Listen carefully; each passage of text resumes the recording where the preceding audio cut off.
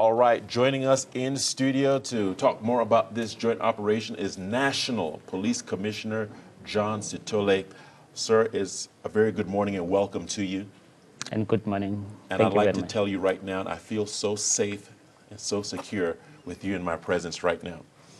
I think you've got a valid reason for that. Yes. Well, good morning, sir. And again, I have to put you on the hot seat. Just as I say that,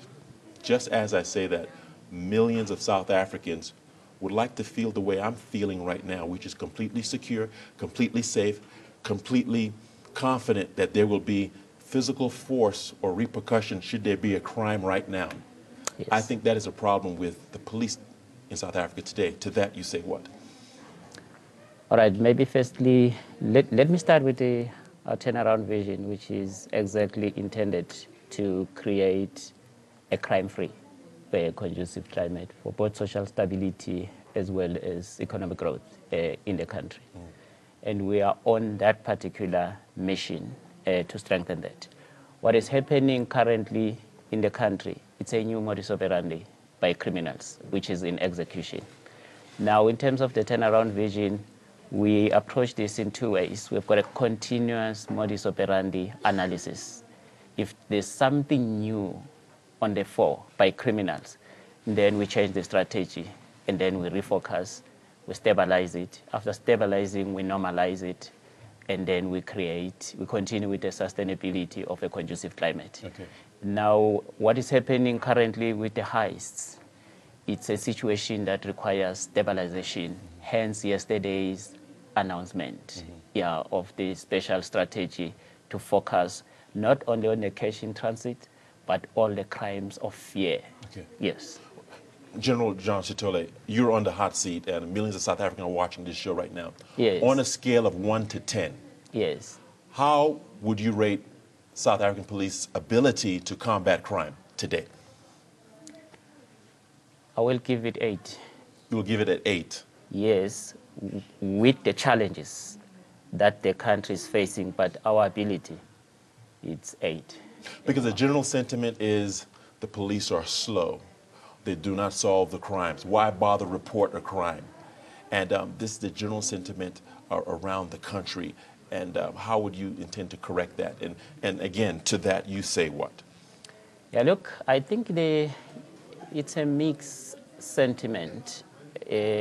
Well, I would not dispute the fact that it's a general sentiment, but you also have got mixed sentiments where the police give prompt response and they get acknowledged. Let me give you yesterday's response immediately after the announcement of the operation. There was an attempted heist in Meyerton at 7:30. The intelligence was up front. We picked it up. The task force intercepted the heist. They went on a chase. They recovered a polo, and they effected 3 arrests. That was within 30 minutes. Okay. Yes. So that has been acknowledged. Okay. And that's part and parcel of the new strategic approach, because we know that the communities are not yet satisfied with the level of service delivered. But it's a continuous process, and we are improving. We'll get there. All right. Yes. Now, since you brought up the subject of heist, let's dig into that a little bit. Sir, how embarrassing is it to you or to your department to even have the thought that the very people that have sworn to protect us are involved in criminal activities, especially heists? Yeah, well, let me first acknowledge it is a serious embarrassment. But let me then further say to you, the police were almost every day under scrutiny. Corruption is across the public and the private sector. But obviously, because we're under scrutiny, it comes out every day.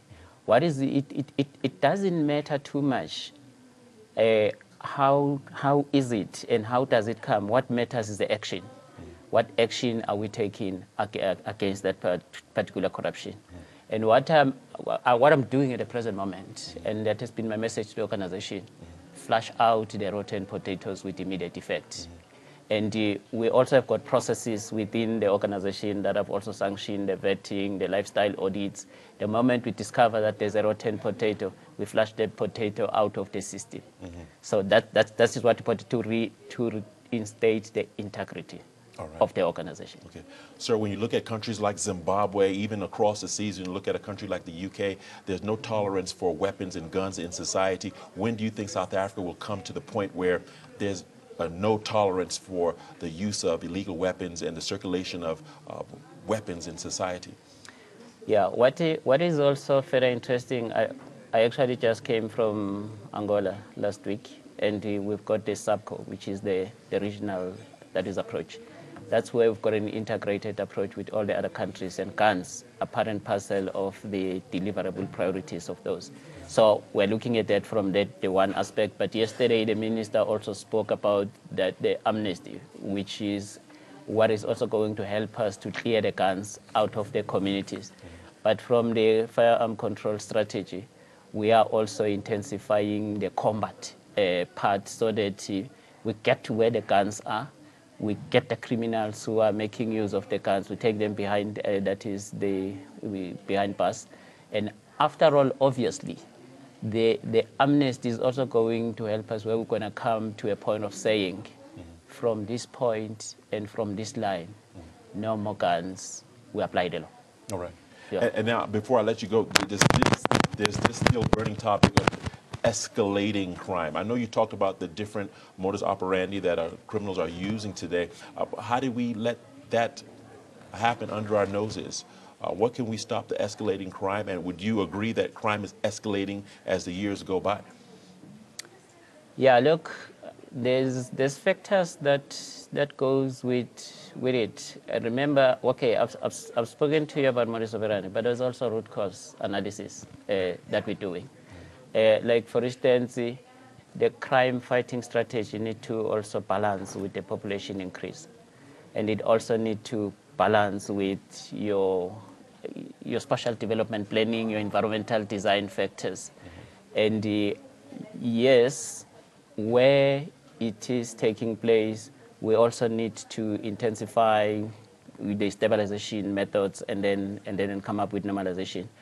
But what we're doing now, just to make sure that we no longer experience escalating crimes, especially in the hotspot areas, is to migrate resources down from the strategic level to the local policing level, which is a process underway where we're going to get more policing resources and push more resources to where the crime is taking place, including taking the authority closer to the ground. Well, sir, we certainly wish you all the best in fighting crime. It's a serious issue. At this point, I'd like to just tell you a personal story. Sure. So maybe you could take to heart. Sure. There was this particular lady who worked all her life to buy a car. Sure. She bought the smallest car she possibly could, second-hand, third-hand, whatever you want to call it. Yeah. And this particular lady was killed on the road by a Ferrari. And the case was not taken up by the police. And it's a sad story, but sure. What I'm saying to you, sir, is if we could have police do more and work more efficiently, even to protect the people who have no voices and not just the rich, it'll be a great start. It'll be a great start, and I think the community wants to feel that. And anything we can do to support you, and if you can get that word out there to the people who work under you, I think that would be great. Thank you very much. And taking that particular story up to heart, one of the strategies I've put in place, the community policing strategy, where I'm bringing the community closer to policing. And I will continue to appreciate inputs, information from the communities.